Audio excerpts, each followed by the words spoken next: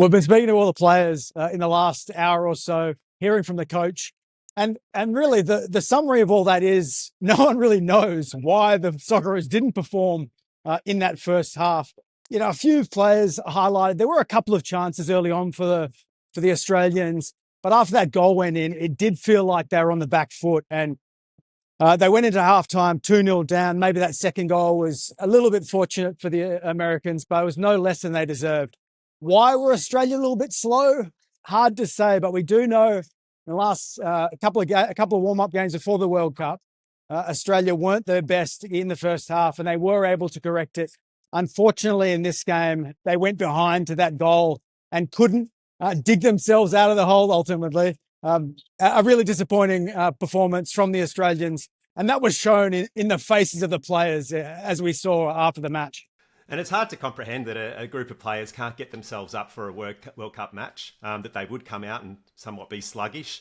What the reasons are, even it sounds like the players don't even know. But did that to start with the selections changes that Tony Popovic made with the goal scorers from the game against Turkey, Nestor Irankunda and Connor Metcalfe coming out of the side, Matt Leckie and one of his old favourites, Nishan Velupillay, coming in place of them. Was that the wrong call from the get-go? Well, you're not going to get anyone in the Socceroos team or within the broader squad to criticise those kinds of decisions. But it was odd, right? Ahead of that first game against Turkey, we were very surprised by a few selection decisions. But I think everyone agreed that those gambles paid off for Tony Popovic. In this game, maybe not so much. We spoke to Nestor Irankunda after the game, and he made it pretty clear that he wants to be starting. I don't know what that conversation between him and Tony Popovic was like. We did ask him. He wasn't prepared to tell us, but he's clearly got to be in the starting 11 against Paraguay, you'd think, after his performance in that second half. And Sam, aside from the selection decisions that were made before the game, what did you see going wrong that meant Australia were on the back foot down 2-0 before the break? They were just playing so conservatively. I think they needed to be braver, especially in the first half. They really felt like they were just sitting and waiting to defend for that entire game and trying to hoof the ball up to Mo Toure up front, who didn't have his strike partner of Irankunda alongside him. I wonder really about those selections. I think that really put Australia on the back foot from the very beginning, because if you've got those two counter-attacking quick strikers, that's another outlet for you to be able to move forward, right? Seattle is turned this summer. Sorry, Sam. How do you think the match went today? Were you guys in there? 2-0. I didn't like home goal. To be honest, if Pulisic was playing, we would have done 5 goals. Like, no capping. 5 goals. Automatic. How far do you think the States are going to go in this World Cup? Let's be honest. Round of 32, they're out of here. Round of 32, they're gone. Let's be honest. Well, thanks for your contributions, fellas. Thanks, guys. Be out here. Australia. So, yeah,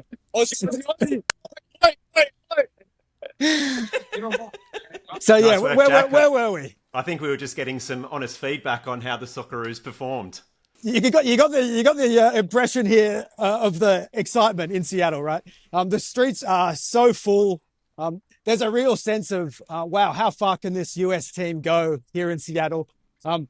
It's chockers outside the stadium. It's been busy downtown all day, and as an Australian, to get to see the hosts play, particularly as they build this momentum into this tournament, see the excitement grow. It's electric here in Seattle, as you just saw. And the US were impressive today, as much as we've talked about what Australia's done wrong, especially in that first half. They were also impressive against Paraguay and sort of showed the threats that they would bring with their pace down the wings. That was on show when Balogun outpaced Jacob Italiano for what led to the opener. Was there anything that Italiano or perhaps Cam Burgess or even Patrick Beach and goals could have done to prevent the US going ahead? I think that might have been Cherkati, wasn't it, Martin? I think the ball went in behind Cherkati from Robinson. I'm pretty sure. Look, I don't want you to be dissing Jacob Italiano, one of my favourite Socceroos. So, but yeah, to your point, we did look vulnerable in that first half. Down that right side, that first goal was the crucial one, right? 10 minutes in, we cannot afford to concede if we're going to approach this in a conservative manner with that low to medium block. And if you looked closely at the build-up play to that goal, you saw the front three weren't quite working together. We actually got very close to pressing on the left, but on the right, they were just a little bit slower. It allowed Robinson to turn with the ball, measure that through pass in behind, isolate Balogun alongside Chirkati, and he had too much pace, right?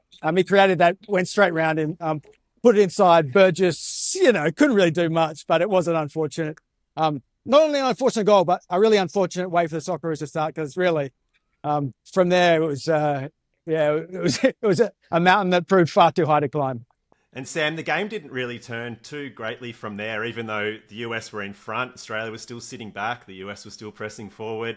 And eventually that pressure told, and they were able to score a second off a free kick.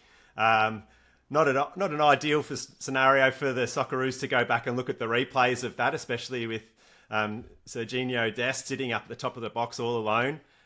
If you look at that goal, what did you make of it? Tony Popovic is going to be furious about conceding a goal from a set piece, isn't he?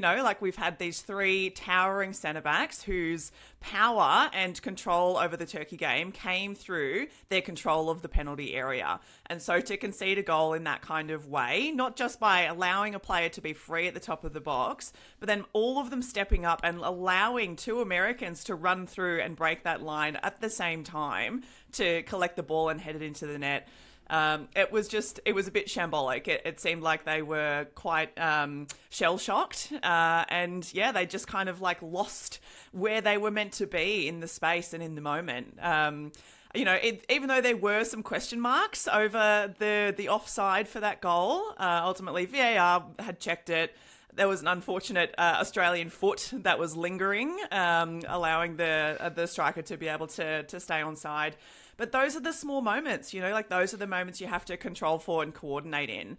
And we weren't able to do that. So, yeah, it was really disappointing, I think, to go into halftime 2-0 down. But maybe we can take some hope from the way in which we responded in the second half. Tony Popovic made 3 really important changes at the halftime break. 3 players who came on and made pretty much an immediate impact. I would suggest that all 3 of those players probably need to be starting in the game against Paraguay. And I'm still really confused about why they didn't start today. They had so much energy. I thought Connor Metcalf was terrific when he came on. He created so much going forward. Irankunda has so much pace. He was really explosive. He was really combative as well, which I think you need against some centre-backs who can be a little bit hesitant sometimes coming into one-on-one challenges. And Christian Volpato, he has so much skill and so much potential. He just needs time to bed into a team like this. And you saw over the course of that second half, as he started to warm in, he became so creative. He sent in a couple of crosses. That was exactly what we needed, but we needed them sooner. So hopefully there are some big lessons to learn for Popovic now, heading into this game against Paraguay, which is pretty much a must-win if we want to go through to the knockouts. You should have heard Volpato after the game. He was talking to the crowd of 10 or so Australian journalists, and you could tell he was a bit nervous. His hands were shaking a bit, and he said he was just really taken aback by the moment and representing Australia at a World Cup. And he said twice during the 5 or so minutes he gave us that if he knew it felt this good, he would have come over much longer ago. So he was gorgeous, Volpato, and it was really great to see his class, right? His ability on the ball. He just added something to the Socceroos I don't think had. We spoke to Irankunda as well, and he was really measured in his response. He's only a young guy, talking about him not getting selected and that he wants to get on the pitch from the first minute. But he did let himself go a little bit in describing the referee. I think he said the referee had a stinker today. So no doubt we'll be hearing about that in coming hours and days. We did praise Tony Popovic for starting Nestor Irankunda against Turkey, something that he hasn't always done in the friendlies. Today he brought him on at halftime in place of Velupile. So are we expecting Irankunda to be back in that role, perhaps up front again with Mo Toure when we take on Paraguay, the Socceroos on Friday, Australia time? Absolutely. Of course. You have to throw the whole kitchen sink at this third game, don't you? You know, Irankunda has shown every minute he's been on the pitch that he is a weapon. He is so dangerous. All he needs is a moment, as we saw against Turkey, right? And Mo Toure, to his credit, you know, kept working, and all this time and space that he had, he kept pressing, he kept running in behind. But Irankunda is a generational talent, and he has shown time and time again that when he gets the service, he can do something special. And when all other avenues of attack are exhausted, he's the guy that you want to be running and running and running at whichever defense is brave enough to take him on. So I think it would be silly to not start Irankunda alongside Toure, given the relationship that they have on and off the field. They showed what they can do in that first match. It was a real shame that we weren't able to see that again today against the USA. But I also think you need to be thinking about starting Connor Metcalf. Every time he's been on the field, he has added so much energy, so much fight, so much forward momentum, and so much connection as well. I thought today Paul Ocon-Exler had a pretty quiet game, and I would wonder whether he deserves to start a third successive match in this World Cup. Connor Metcalf just added so much coming on, and as did Jackson Irvine. I think he probably needed to come on a bit sooner. He and Connor Metcalf obviously play together at St. Pauli in Germany. They've got a real chemistry together on the field through the middle. And so coming up against a team like Paraguay, who can be quite chaotic and quite unpredictable, you really want to have some solidity and some certainty in some of those areas of the field that you need to control, which we really didn't have against the USA today, but we're going to need it next week against Paraguay. So I think there are some key personnel changes that need to be considered if we want to really make sure that we dominate that Paraguay game in the way that we need to get the 3 points. Maybe I'm dreaming, but I look at the Socceroos now coming into this game against Paraguay. I reckon they've got options up front. I think Mo Toure's really done nothing wrong. Together with Irankunda, Volpato now, Metcalf, we've got real options in that front three. We know Jack Irvine can do a job in the middle. So with Ocon-Exler and Aidan O'Neill, look, I think we're looking pretty solid. So as long as those guys can deliver from the first whistle against Paraguay, I really back it. But guys, I've got to go. I think I've got to get a Seattle dog behind me. So I'll come back to you with a review. Let's do it again next week.